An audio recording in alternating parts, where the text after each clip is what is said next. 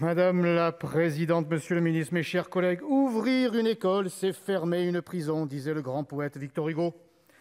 S'il vivait en 2021, je suis sûr que le sénateur Victor Hugo préférerait cette formule.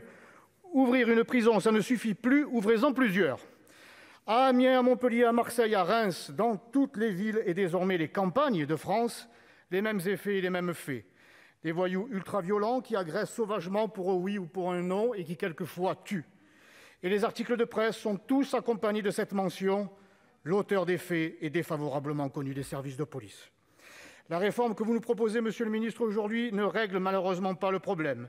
Certaines mesures vont évidemment dans le bon sens, comme la contribution financière demandée aux délinquants pour réparer les dégâts qu'ils ont causés ou pour les associations de victimes, ou une réponse pénale plus rapide pour les petites infractions. Mais comme d'habitude, vous n'allez pas au cœur, à la source du problème, puisque vous souhaitez faciliter et fluidifier le recours aux travaux d'intérêt général qui n'ont jamais empêché la récidive. On ne combat pas les barbares en leur faisant balayer les rues. On les combat en les enfermant, en les éloignant de la société pour qu'ils comprennent la gravité de leur acte et que les honnêtes gens soient protégés. Et plutôt que de partager une partie de baby-foot avec un détenu, monsieur le ministre, il serait plus pertinent de partager une journée avec un gardien de prison pour connaître la réalité du quotidien des surveillants pénitentiaires. À un jeune qui aura volé un téléphone portable, et si vous l'obligez à effectuer les TIG, quel message lui envoyez-vous ? Vous lui dites que ce n'est qu'un petit sauvageon, que ce n'est pas si grave, finalement. Alors que vous savez pertinemment que le téléphone portable volé, ce n'est que la première étape du parcours criminel. On commence par un téléphone, on passe à l'arrachage du sac, puis au tabassage pour le refus d'une cigarette.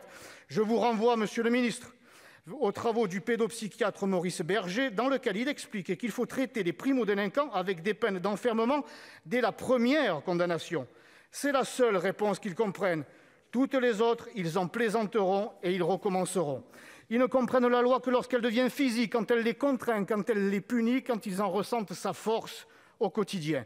Même de courts séjours, de quelques jours, de quelques semaines peuvent éviter la récidive, y compris pour les plus jeunes.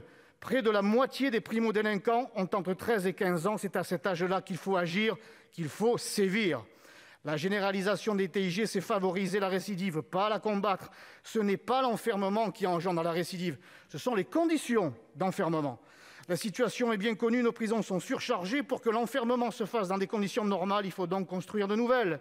C'est d'ailleurs un engagement du candidat Macron qui avait promis 15 000 nouvelles places d'ici 2022, une promesse enterrée à moitié. Vous n'avez finalement prévu que d'en construire 7 000. Ce chiffre pourrait être suffisant si vous abandonniez votre xénophilie obsessionnelle en expulsant les délinquants étrangers. Incapable de tenir votre promesse et par conviction personnelle que l'enfermement doit être évité, vous souhaitez tout faire pour que les criminels évitent la prison. En attendant, ce sont les Français qui subiront votre laxisme dans les rues et dans leur chair. Merci.